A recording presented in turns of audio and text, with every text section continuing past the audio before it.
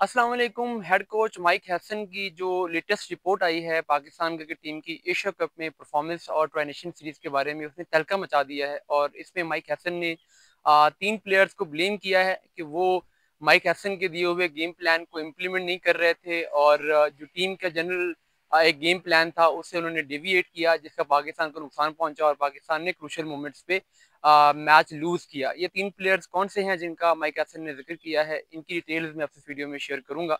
आप देख रहे हैं पाकिस्तान क्रिकेट पॉडकास्ट और मैं हूं शाहिद खान।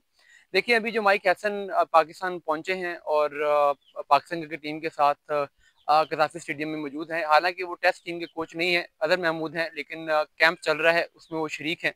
और उन्होंने पाकिस्तान क्रिकेट बोर्ड को पाकिस्तान क्रिकेट बोर्ड के चेयरमैन मोहसिन नकवी को रिपोर्ट भी दी है। और इस रिपोर्ट में उन्होंने खासकर तीन प्लेयर्स का जिक्र किया है, जिनमें जो पहले प्लेयर हैं वो हारिस रऊफ हैं।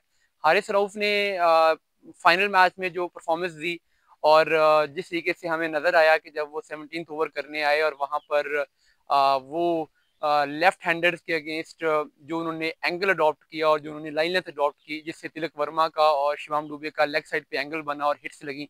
जबकि उनको ये गेम प्लान दिया गया था कि वो वाइड आउट साइड की ऑफ स्टंप बॉलिंग करेंगे और कवर पे, एक्स्ट्रा कवर पे और लॉन्ग ऑफ पे तीन फील्डर लेके, ताकि अगर कोई हिट लगती भी है तो वो बाउंड्री पे उसकी प्रोटेक्शन मिल सके। लेकिन उन्होंने सेम प्लान को इम्प्लीमेंट नहीं किया।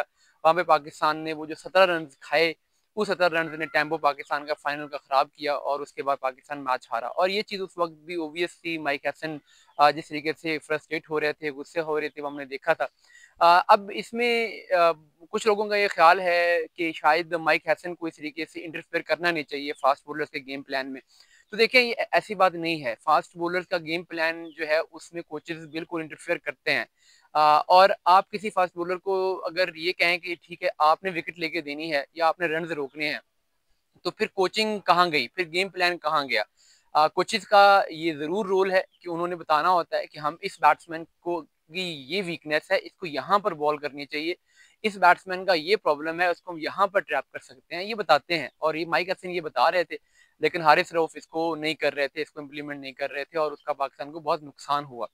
इसके अलावा जो दूसरे प्लेयर जिनके बारे में माइक हसन ने रिपोर्ट किया है कि उन्होंने भी गेम प्लान को इम्प्लीमेंट नहीं किया, वो पाकिस्तान के कीपर बैट्समैन मोहम्मद हारिस हैं।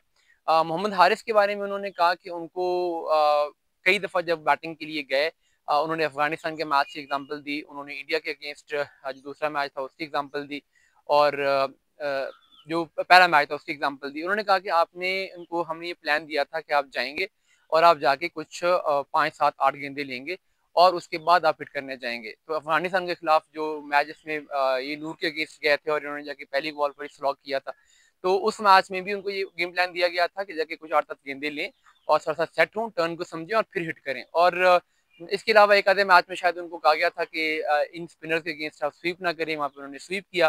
तो कुछ इस तरह की चीजें मोहम्मद हारिस ने बैटिंग में की जिससे उनको रोका गया था, लेकिन वो उन्होंने इंप्लीमेंट नहीं किया। और जिस पर उस वक्त भी जब टीम मीटिंग हुई थी तो मोहम्मद हारिस को डांटा गया था। और बाद में फिर जो बांग्लादेश वाला सुपर 4 का मैच था उसमें थोड़ा सा वो मोहतात होकर भी खेल रहे थे। लेकिन बहरहाल मोहम्मद हारिस को उन्होंने रिपोर्ट किया है कि वो कोचेस के गेम प्लान को इम्प्लीमेंट नहीं कर रहे थे और जिसकी वजह से उनकी गेम भी खराब हुई और जो टीम उनसे एक्सपेक्ट कर रही थी वो भी नहीं मिल सका। इसके अलावा जो तीसरी चीज की गई है वो हसन नवाज के बारे में रिपोर्ट किया गया। ये बड़ा स्ट्रेंज है, क्योंकि ऐसी कोई चीज बज़ाहिर नजर नहीं आई थी कि हसन नवाज ने गेम प्लान को इम्प्लीमेंट ना किया हो।